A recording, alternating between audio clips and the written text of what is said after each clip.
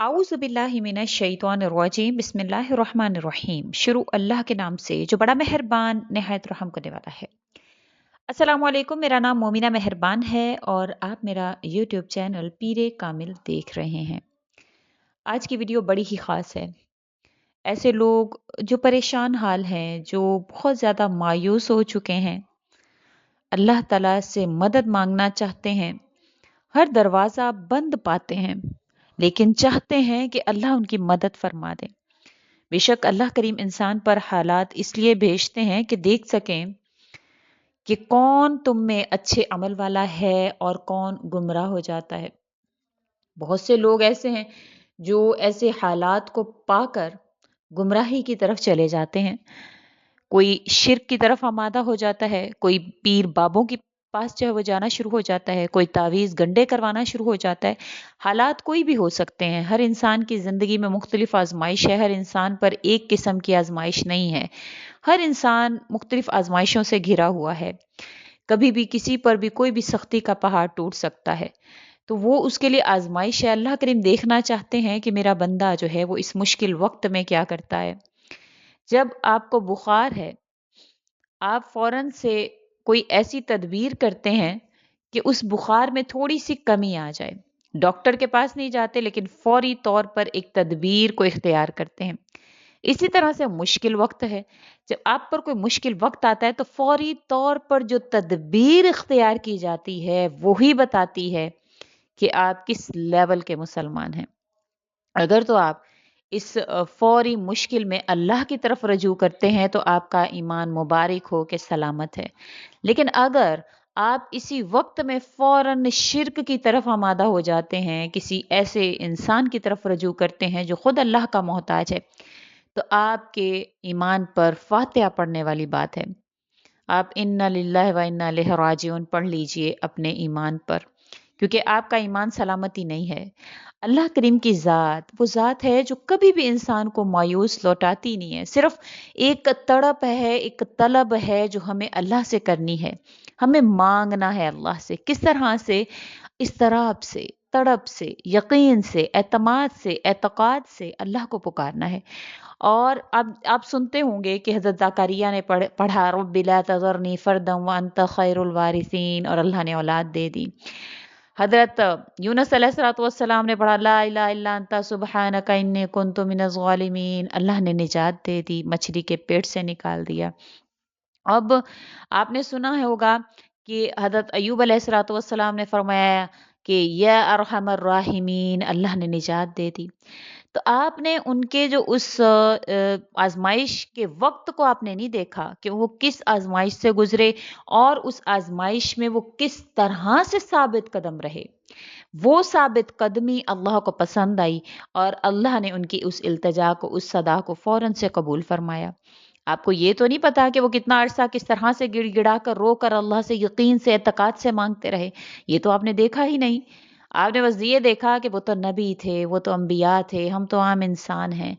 आम इंसान होने का लेबल अल्लाह ताला ने आप पर लगाया, लेकिन ख़ास बन सकते हैं हम। किस तरह से?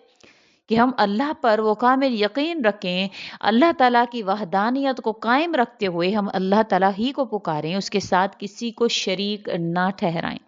अल्लाह करीम तो कुछ भी करने पर क़ादिर हैं। अल्लाह ताला तो सब देने पर क़ादिर हैं।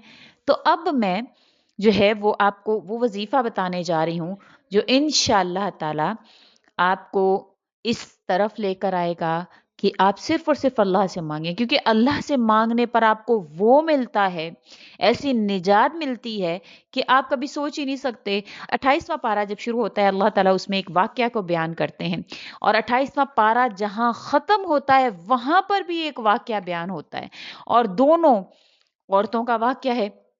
एक तो खौला बिनते सालबा रजी अल्लाह तआला अन्हा है, और दूसरी फिरौन की बीवी हजरत आसिया है।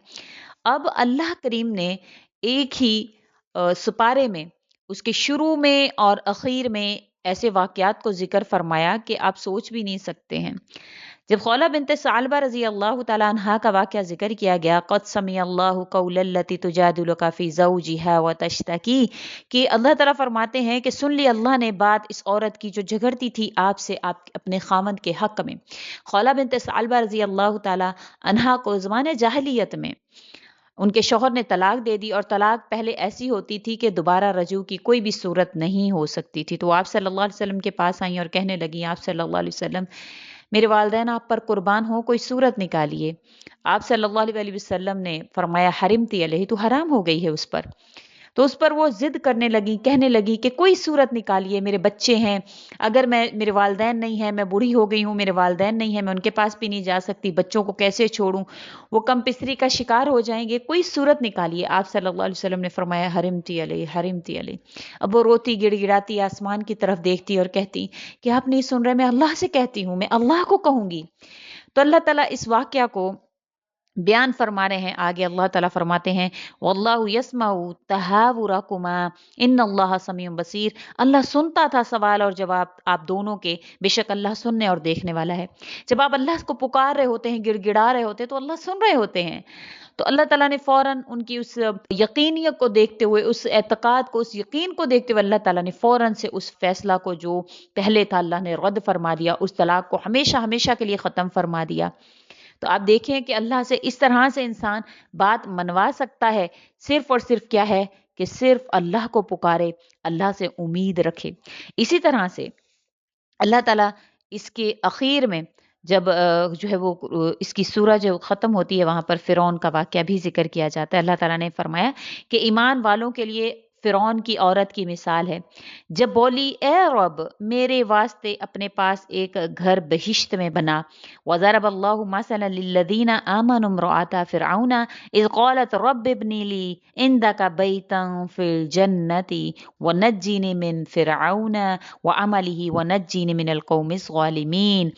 اللہ تعالیٰ نے یہاں پر فرمایا کہ ہم نے، اس نے جب کہا اللہ کو کہ یا اللہ مجھے فرعون سے نجات دیجئے، اور اللہ پاک میرے واسطے ایک گھر بہشت میں بنا لیجئے اور مجھے فرعون سے بچا لیجئے۔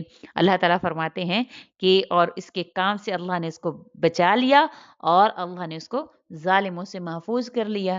تو اب جو اللہ تعالیٰ نے کس طرح سے محفوظ فرمایا، آپ اس کی مثال آپ صلی اللہ علیہ وسلم کے حدیث مبارکہ سے دینا چاہوں گی کہ کیا اللہ نے اس کے بدلہ میں کہ اس نے صرف اور صرف اللہ کو پکارا، اللہ نے کیا مقام دیا کہ حضرت خدیجہ رضی اللہ تعالی عنہ، ام المومنین حضرت خدیجہ رضی اللہ تعالی عنہ کا جب انتقال ہونے لگا، تو آپ جانتے ہیں ان کی زندگی میں آپ صلی اللہ علیہ وسلم نے کوئی دوسرا نکاح نہیں کیا تھا، تو آپ صلی اللہ علیہ وسلم نے فرمایا کہ اے خدیجہ جب تو جائے تو جنت میں اپنی سوکن کو میرا سلام کہنا۔ اب وہ کہنے لگیں یا رسول اللہ صلی اللہ علیہ وسلم، میں تو آپ کی بیوی ہوں، آپ کی کوئی اور بیوی تو ہے نہیں۔ تو آپ صلی اللہ علیہ وسلم نے فرمایا کہ فرعون کی بیوی جو آسیہ، اس کا نکاح اللہ نے میرے ساتھ جنت میں کر دیا۔ تو اللہ تعالیٰ نے کیا ان کو بدل عطا فرمایا، آپ خود سوچئے۔ جب محض اللہ سے مانگا جاتا ہے، صرف اور صرف اللہ سے رجوع کیا جاتا ہے، تو اللہ تعالیٰ آپ کو آپ کی امیدوں سے بڑھ کر عطا فرماتے ہیں۔ آپ کے سامنے یہ دو واقعات ذکر فرمائے، آپ کے سامنے یہ دو واقعات ذکر کر دیے۔ اب اس کے اخیر میں حضرت مریم کی جو ہے وہ والدہ کا بھی واقعہ ذکر کیا جاتا ہے کہ اللہ تعالیٰ نے کس طرح سے جو ہے وہ حضرت مریم علیہ الصلوۃ والسلام کو اللہ تعالیٰ نے نوازا ان کی والدہ کی خواہش کی وجہ سے کہ یا اللہ مجھے عطا فرمائیں ایسی اولاد کہ میں آپ کی راہ میں وقف کر دوں۔ یعنی جو اللہ سے خالصتاً مانگتا ہے اللہ اس کو ایسے نوازتے ہیں کہ اس کی سوچ سے بڑھ کر۔ تو یہ سارے واقعات آپ کے ساتھ ذکر کرنے کا مقصد، قرآن کریم کو کھول کر کبھی پڑھنے کی کوشش کیجئے، کبھی دیکھیے اس میں کیسے معجزات ہیں، کیسے آپ کے لیے واقعات ہیں، کس طرح سے اللہ جگہ جگہ اپنی قدرت کی، اپنے جو ہے وہ ہونے کا یقین آپ کو دلاتے ہیں کہ آپ مجھ سے مانگو تو صحیح، آپ آؤ تو صحیح، آپ مانگو تو صحیح۔ ہم اللہ کو چھوڑ کر باقی ہر در پر جاتے ہیں، جب تھک ہار جاتے ہیں، جب ہم بالکل ختم ہو جاتے ہیں، پھر ہم آتے ہیں اللہ کے پاس۔